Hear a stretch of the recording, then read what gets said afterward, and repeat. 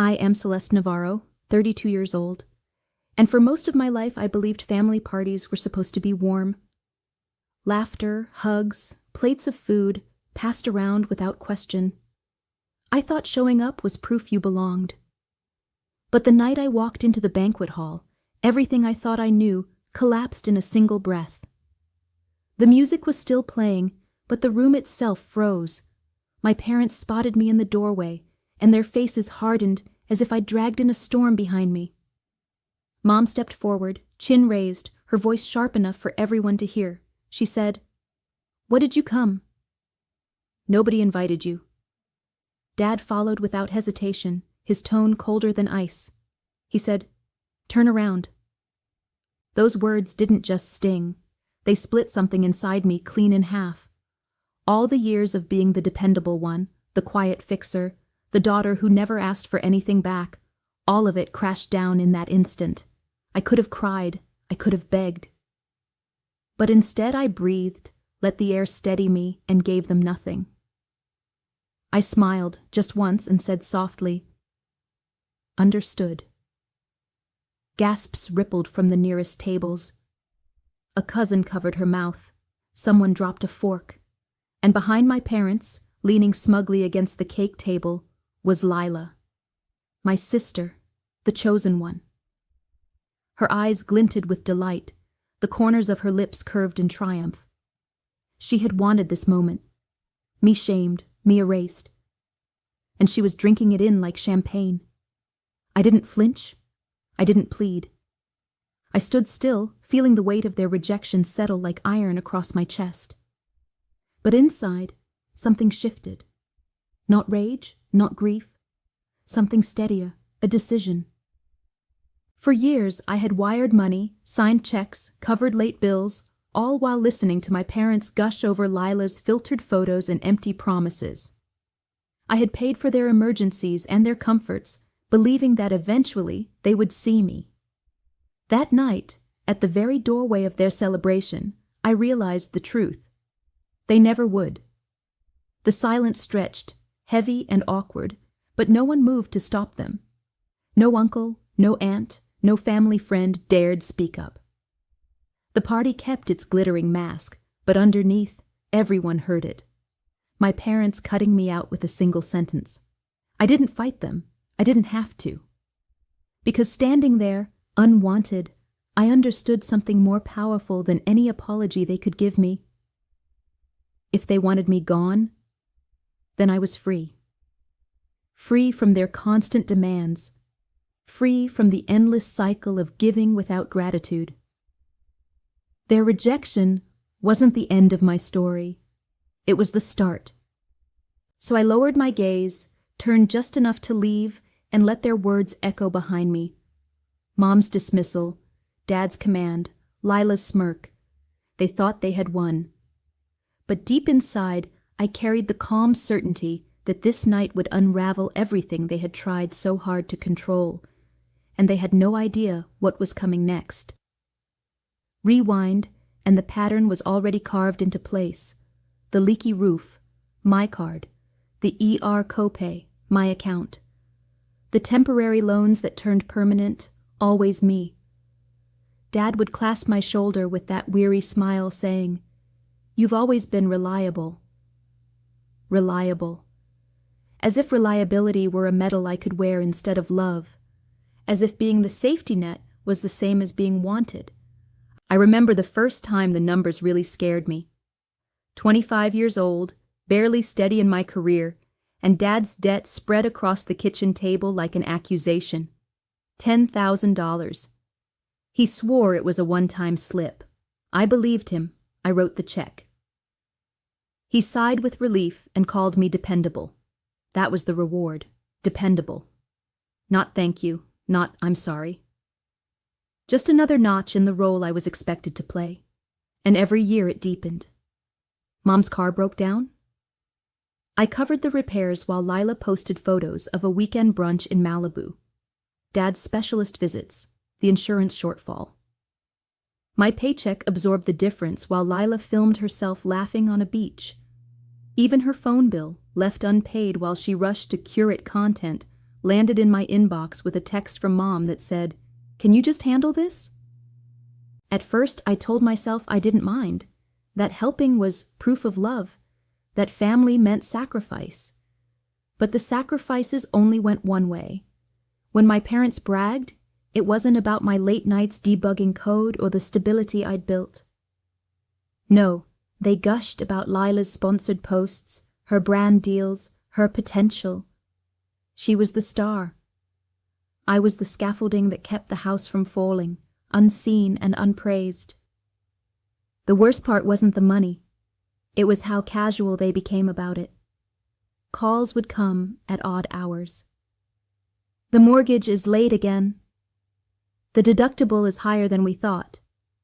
"Your sister just needs a little bridge until her next payout." Every crisis had my name already penciled in as the solution. Every plea came with the assumption that I would say yes. Once, I pushed back. Over coffee at the kitchen counter, I told Mom, "It feels like I'm just an ATM." She shook her head like I was being childish. She said, "Don't exaggerate." "You know your sister's still finding her way," I said, "and when do I get to be more than the one holding everyone up?" Mom smiled, indulgent, like she'd caught me being dramatic. She said, "You'll always land on your feet." "You're strong." That word became their shield. As long as I was strong, they could be careless. As long as I was reliable, they could be blind. I carried the bills, the debts, the silence, and Lila carried the praise. Reliability isn't the same as being loved. I knew it then, I know it now, but back then, I kept paying anyway. I thought if I did enough, gave enough, they'd see me. They never did. Weeks earlier, the silence had already begun to take shape, an invitation that never arrived. A group text where my number was mysteriously missing. When I asked about it, Mom brushed it off with a laugh that didn't reach her eyes. She said, "Oh, maybe it slipped through." Don't make it a big deal. But the list of people who had received their glossy RSVP cards was too long to be an accident. Cousins, neighbors, even distant family friends, all included. Me? Left out like I was never part of the family at all. Lila, meanwhile, was thriving in her spotlight. She had taken over the planning as though it were her coronation, not our parents' anniversary. She tossed out themes like she was curating a magazine spread, string lights, imported flowers, a band that played only the right kind of songs. She didn't send updates, didn't ask for input, and certainly didn't share costs. Every new detail was revealed on her social media first, captions dripping with ownership. "Making magic for Mom and Dad," she wrote under a photo of floral samples, while I sat in my apartment waiting for a single message that never came. When I tried to ask her directly, she dodged. She said, "Relax, I've got this. You just keep doing what you do best." And what was that? Covering the bills, filling the gaps, making sure the ground didn't give out beneath them. She never said it outright, but her tone made it clear. She saw me as the background labor while she got the applause. I pressed the issue with Mom, hoping she'd at least acknowledge the unevenness.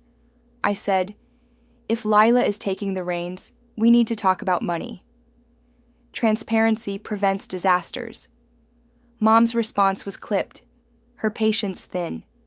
She said, "Don't bother your sister with money talk. She's putting her heart into this. Let her enjoy it, heart." That word caught in my throat. Was heart measured in Instagram captions and color palettes, while my hours of overtime and drained savings didn't count? Dad wasn't much better. When I mentioned the mounting expenses, he sighed as if I were the one ruining the mood. He said, "It'll work out, Celeste. Don't stir the pot, stir the pot." As if wanting accountability was the same as creating chaos. I looked at both of them and realized they didn't want clarity. They wanted quiet. They wanted me to keep wiring money without asking where it went. The silence around logistics became its own kind of warning. No one asked me to confirm deposits. No one copied me on contracts. No one sent me a final guest list. Yet I could feel the shadow of expectation stretching toward me. When the florist needed a check, when the caterer required a deposit, when the band demanded payment, whose number would they call? Mine. Always mine. I told myself maybe I was overthinking. Maybe this time would be different. But deep down, I knew. Families don't hide things by accident. They do it with intent. And by leaving me out, they weren't just forgetting me. They were setting me up. The cafe was half empty, the kind of place where the hiss of the espresso machine filled the silence people didn't want to break. I sat in the corner, my hands wrapped around a chipped mug, pretending to drink. My heart was too restless for coffee. When the door opened, Nora Vega walked in, her hair pulled back, her expression carrying the weight of someone who wished she hadn't come. She scanned the room, spotted me, and made her way over with hesitant steps. She slid into the seat across from me and didn't waste time on small talk. Instead, she pulled a slim folder from her bag and pushed it across the table. Her voice was low but steady. She said, "I tried to stay out of it. But this involves you."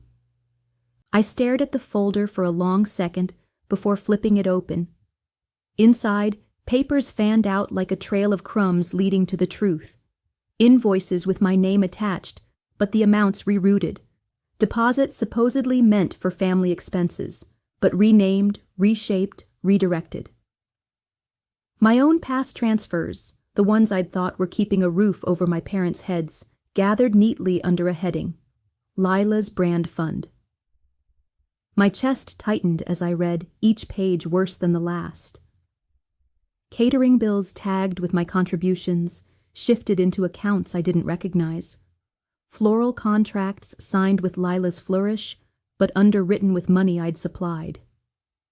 Even the deposit for the venue itself, Santa Barbara, ocean views, a dream that had gutted my savings, was paired with withdrawals that led back to her. She had turned my sacrifices into her stage props. Nora's voice pulled me back. She said, "She told vendors you were covering anything she couldn't. Your name was her insurance policy." Her hands shook slightly as she reached for her coffee. I let it go too long, but I couldn't anymore. You deserve to know I looked at her, searching for any hint of malice. But all I found was regret. Regret for being close enough to see the truth. Regret for being dragged back into Lila's orbit after years of distance. I asked quietly, "Why me? Why not anyone else?" Nora exhaled like she'd been holding it in for weeks. She said, "Because you're the only one she knew would pay. Everyone else knows better." The words cut sharper than the invoices. I flipped another page and saw my bank transfers listed like a diary of naivety. The amounts bled together. 500 here, 2,000 there, all swallowed into the black hole of Lila's curated life. Every picture she posted, every night she sparkled online, was lit by money drained from me. I closed the folder, my fingers pressing hard against the cardboard, as though I could keep the evidence from spilling further. My voice was calm, but inside, I was shaking. I said, "Thank you, Nora." She nodded once, eyes soft with apology, then stood as if she needed to escape before she said more. When she left, I stayed at the table with the folder heavy in my lap. The cafe noise faded. The world narrowed to one undeniable fact. I hadn't just been excluded. I had been exploited, and now I had proof. The folder spread across my coffee table like a crime scene laid bare. Bank statements, lines of numbers so precise they felt surgical. Contract PDFs with signatures I didn't remember authorizing. Screenshots stamped with dates, each one tightening the net. Nothing was wild speculation or rumor. It was arithmetic. It was paper. I traced one highlighted line with my fingertip. A transfer I had made for roof repairs. A transfer I had made in good faith. That money should have patched shingles and sealed leaks. Instead, it sat under a different column, event decor. Another entry, $500 I sent after Mom said her prescriptions were too expensive, rerouted toward a photographer's deposit. The pattern repeated over and over. My name was never tied to the indulgences. They weren't mine. They had been repackaged, relabeled, siphoned into someone else's dream. The invoices were the loudest of all. Cross-reference dates showing my contributions lined up perfectly with charges filed under brand building or aesthetic. The absurdity would have been funny if it hadn't been mine. Floral arches, designer backdrops, catering upgrades, each vanity purchase disguised as a family emergency. Each emergency a mask for Lila's endless hunger to look important. When I met Nora again to go through the details, she leaned over the papers with a grimace. She tapped a page with her nail, sharp against the printed ink. She said, "She told vendors you were footing anything that didn't clear. That your name was good for it." The words weren't emotional, they were practical, like a diagnosis you couldn't argue with. I leaned back, feeling the ache rise in my chest, but I didn't let it break me. I said, "Not this time." My voice surprised me with how steady it was. All the years of paying, all the years of swallowing my anger, had built a kind of calm I hadn't known I possessed. It wasn't fury that filled me. It was resolve. The truth wasn't dramatic, it was documented. Page after page, line after line, the evidence sat like bricks stacked into a wall I couldn't ignore. For every sacrifice I thought I was making for family, there was a record proving it had been twisted into something else. There was no more pretending, no more telling myself it was just how families worked. I thought about all the times I'd been called reliable, strong, the one who always landed on her feet. They had turned those words into permission slips for theft. The numbers in front of me told the story plainly. My reliability was the currency they traded on. My strength was the excuse they hid behind. And my silence was the fuel that kept it all running. I closed the folder slowly, my fingers pressing the edges flat, as if sealing the weight of it inside. I didn't need to shout. I didn't need to accuse. The receipts would do it for me. They already had.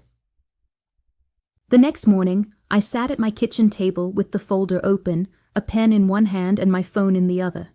The first call was to the bank. I gave my name, my account numbers, my tone clipped and deliberate. Within minutes, every shared access card was revoked. The clerk on the line said, "Do you want to set alerts?" I said, "Every transaction. Every dollar I wanted to see it all, the moment it happened." No more silent withdrawals slipping by while I worked overtime to fill the gaps. Next, I moved the family fund into a hold. Years of deposits, years of me playing the quiet provider, frozen in place where no one could touch it. The balance stared back at me on the screen, both a ledger of sacrifice and a monument to my own blindness. For so long, I had convinced myself that money was the bandage holding us together. Now it felt like proof of how they had bled me dry. When the calls were done, I sat in front of my laptop and drafted a statement. Just a few lines, sharp and precise, not an outburst, not a rant, just a clear accounting of what I would and would not accept. If pressed, I would read it. If accused, I would stand by it. My words looked strange on the page, almost too calm, too measured, but that was the point. I wasn't preparing for a fight, I was preparing for the truth.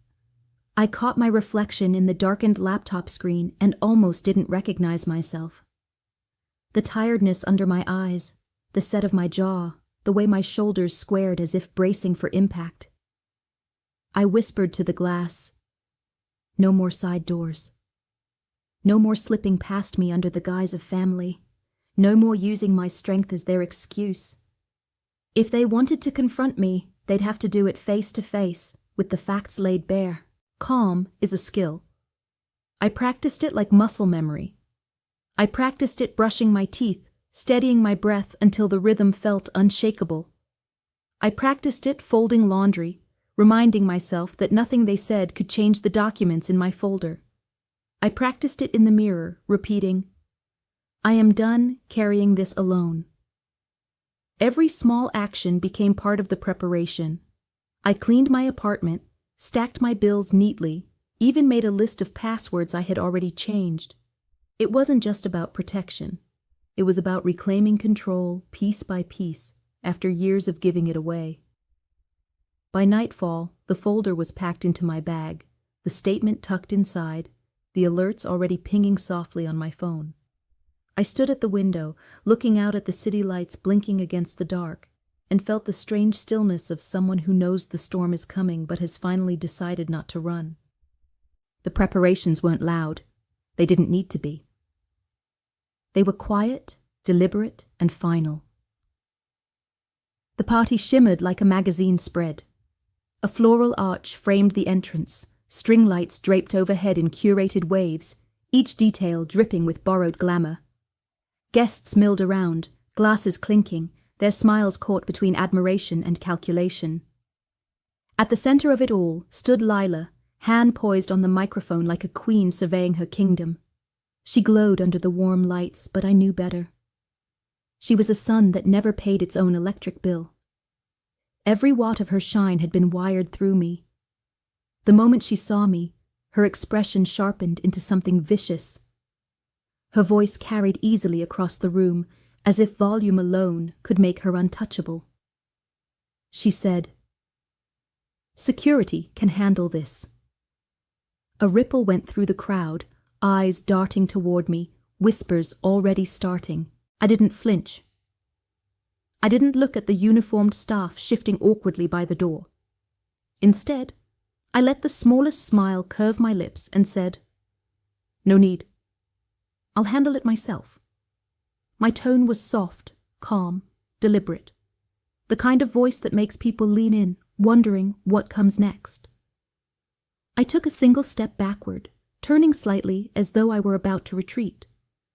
A few guests sighed in relief, as if the problem had been swept quietly away.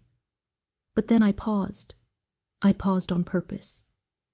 My hand rested on the strap of my bag, where the folder of receipts and contracts waited.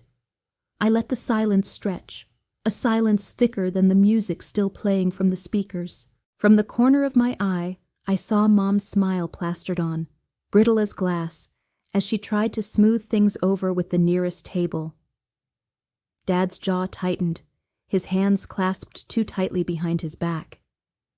They thought if they held still long enough, the spectacle would dissolve. They didn't understand that the spectacle wasn't me showing up.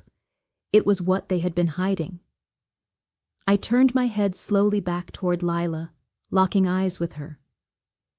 The smugness on her face faltered for just a second, a crack in the porcelain mask she wore so well. She had expected me to leave quietly, to accept exile like I always had before. She hadn't expected the stillness, the composure, the choice to stand my ground without shouting. The guests felt it too. Phones tilted upward, cameras ready, but no one spoke. Even the band in the corner let the last note die out without starting the next. The room belonged to silence, and in that silence I could feel the weight of appearances pressing down on everyone. I knew what they saw. A picture-perfect family celebration with cracks running straight through it.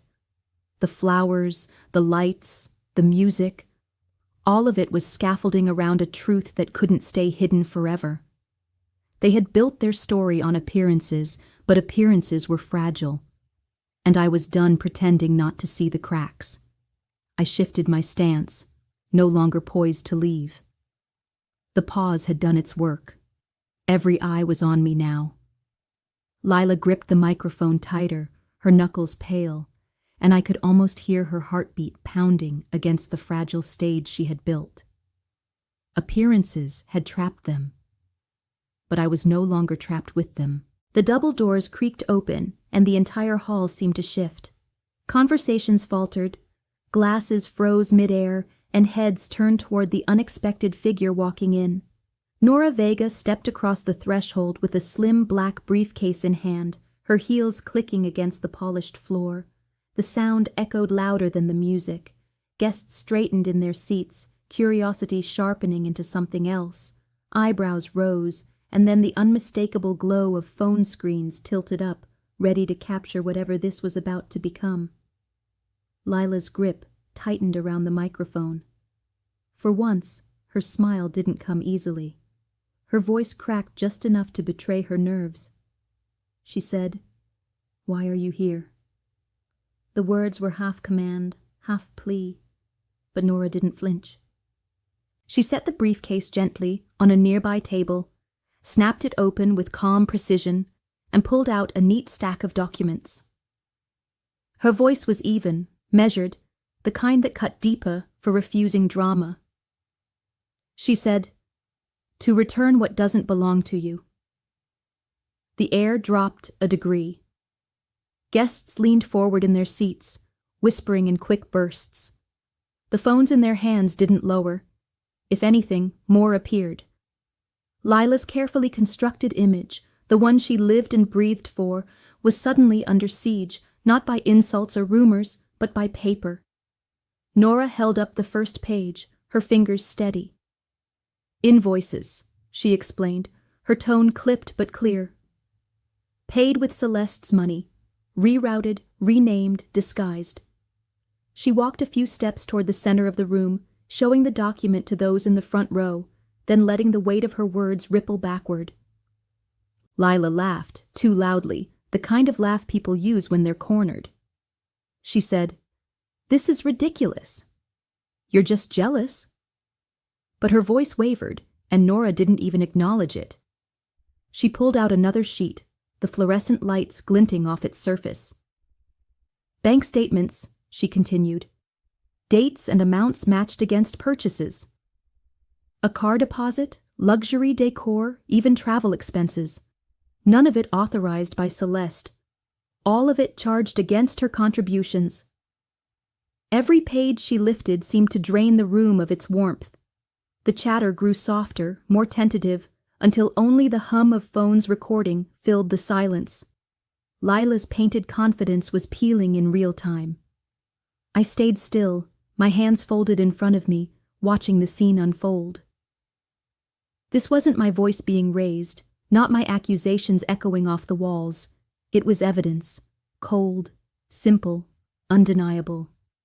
The kind of truth no amount of charm or curated captions could erase.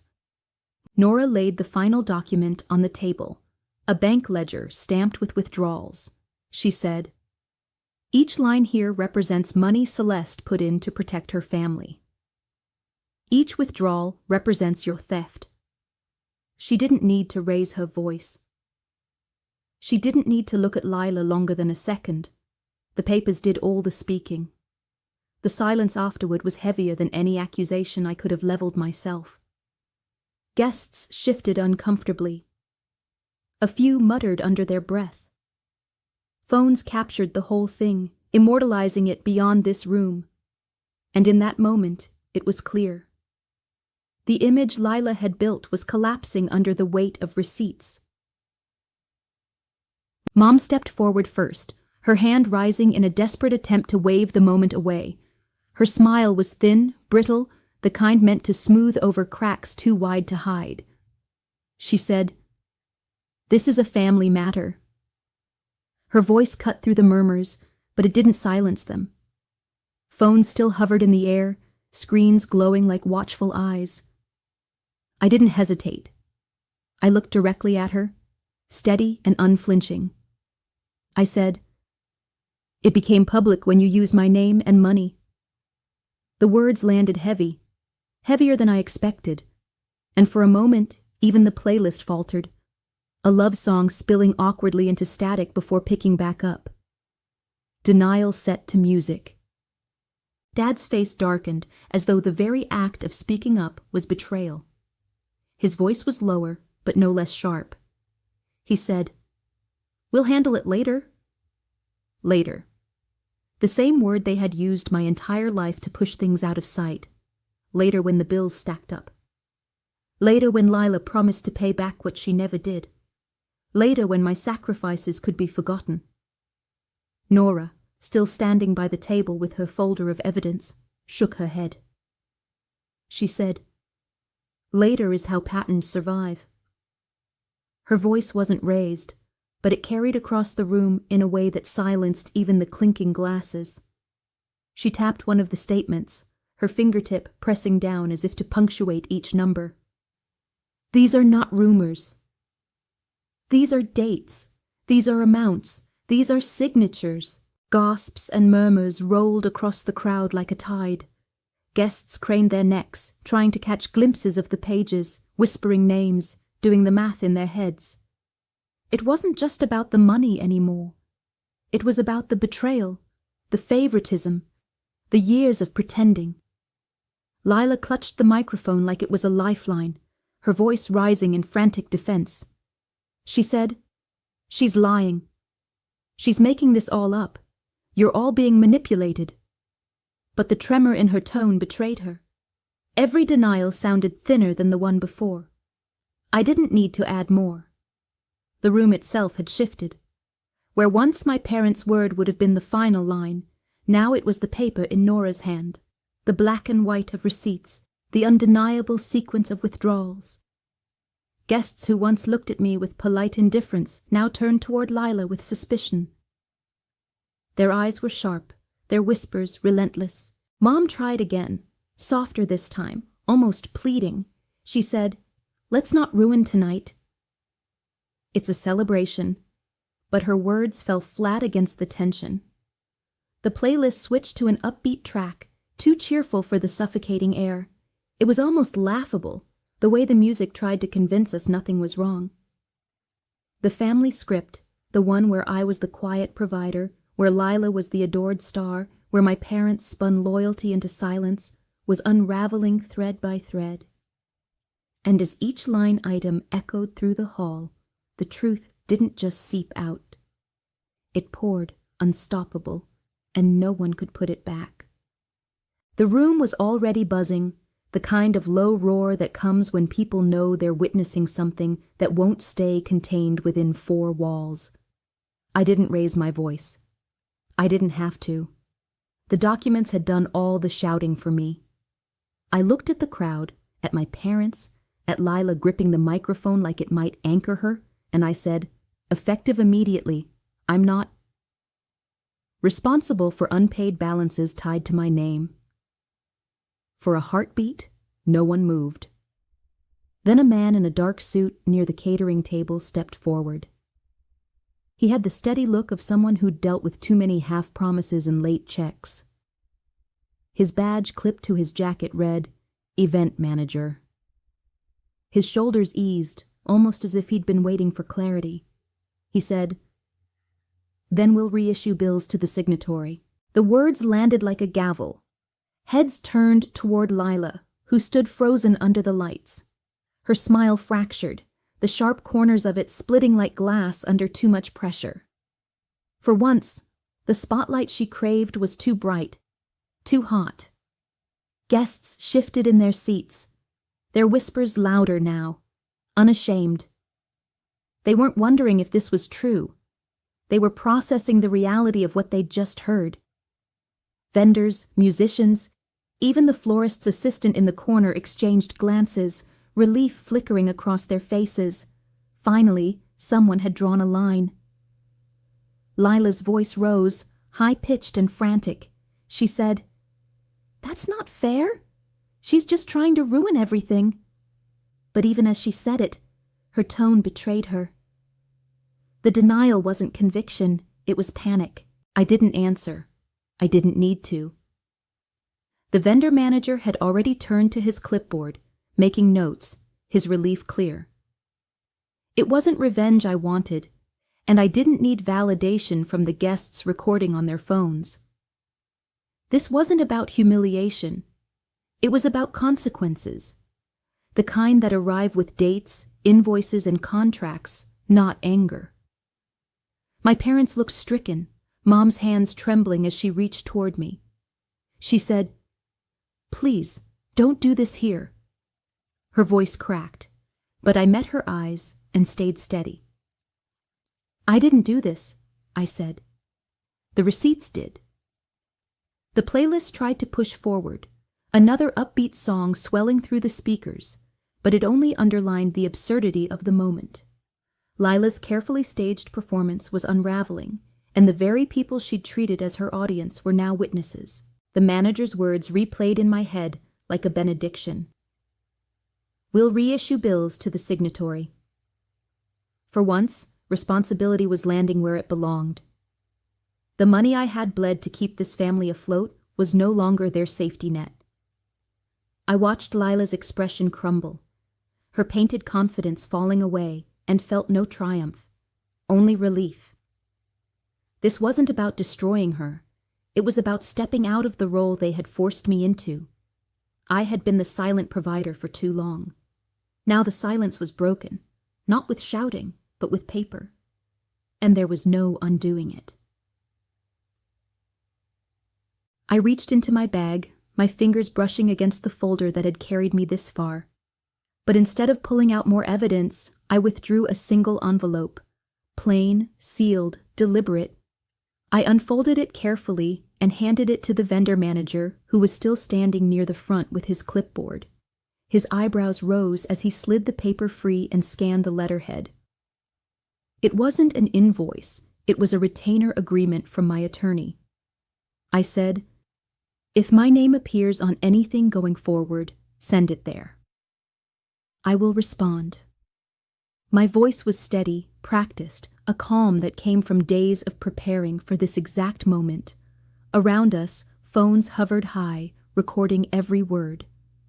The glow of their screens made the room feel less like a celebration and more like a courtroom. But I didn't look at them. I didn't even look at the manager as he gave a relieved nod. My eyes were fixed only on my family. Mom's hand pressed to her chest as if she'd been struck. Dad's face flushed red, his jaw tight. His glare meant to burn a hole straight through me. Lila's shoulders sagged under the lights, her smile long gone, her hands clutching the microphone as though it could still shield her. None of them spoke. They were waiting, hoping I'd retreat, hoping I'd soften like I always had. But I didn't. I said, "Boundaries aren't cruelty. They're clarity." The words hung in the air, sharper than any accusation. For years, I had been the one to cover, to excuse, to fix. And every time, they had told themselves it was love. But it hadn't been love.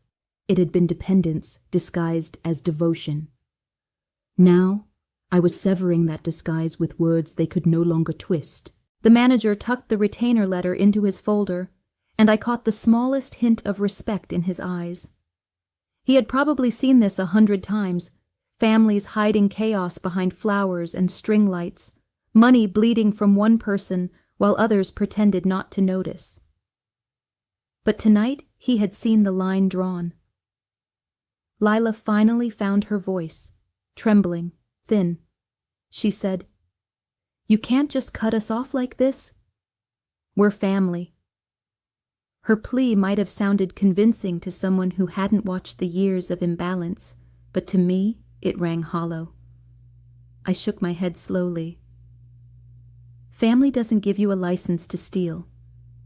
Family doesn't mean I sign away my life so you can shine. My words weren't angry. They were even, quiet, but they carried further than any scream. The playlist played on, cheerful and oblivious, as though it hadn't noticed the party had already ended. Phones kept recording, capturing the collapse not of me, but of the story they had always told about me. I stood straighter, my bag back on my shoulder, my voice one last time, carrying across the space that used to belong to them. I'm done paying for belonging that never existed. If you want me in your lives, it won't be through invoices, it will be through respect. The cutoff was clean, and this time, it was final. Morning light poured through my blinds, soft and unassuming, but the world outside had already shifted. The fallout didn't wait. By noon, vendors had redirected invoices to Lila's name, their emails clipped, professional and final. As per clarification at the event, one began, attaching revised statements with her signature highlighted. No drama, just business. But business was enough to sting. The debts no longer clung to me. They had found their rightful owner. A charity Lila had tried to partner with for publicity pulled their scheduled post. I saw the blank space where her tagged photo had been, replaced with a neutral announcement about delays in collaboration. It was polite language masking rejection, the same kind she had never expected to face. Her phone must have been buzzing relentlessly, but for once it wasn't with praise. And then there were the neighbors, people who had watched our family for years, who had smiled at my parents' stories, who had nodded along at Lila's exaggerated triumphs. Now their patience cracked. I overheard two of them in line at the cafe, their voices carrying just enough for me to know they meant to be heard. They let her drain her sister and pretended it was normal, one said. Everyone knew who really paid. The other shook her head. It's about time the truth caught up. They weren't whispers anymore. They were the quiet part, finally said aloud. By evening, my father called. His tone was clipped, sharp, every word measured like a reprimand. He said, "You embarrassed us." The weight of it was meant to crush me, the same way it always had when I was younger. But this time, it didn't land. I answered simply, "I stopped enabling you." There was a pause, the kind that reveals more than speech. Then Mom came on the line, her voice tremoring like she'd been holding back tears. She said, "We needed help." That was her justification, her excuse wrapped in vulnerability, a plea for sympathy. But I'd heard it too many times to mistake it for truth. I replied, "You needed honesty." And I let the silence after those words stretch until she couldn't fill it. In the days that followed, the story spread without me lifting a finger. Clips from the party made their way onto social media, captions dissecting every line Nora had read aloud. People I barely knew sent me messages, some supportive, others prying, but all confirming the same thing. The image my family clung to had shattered in public view. For once, I didn't feel the need to defend myself.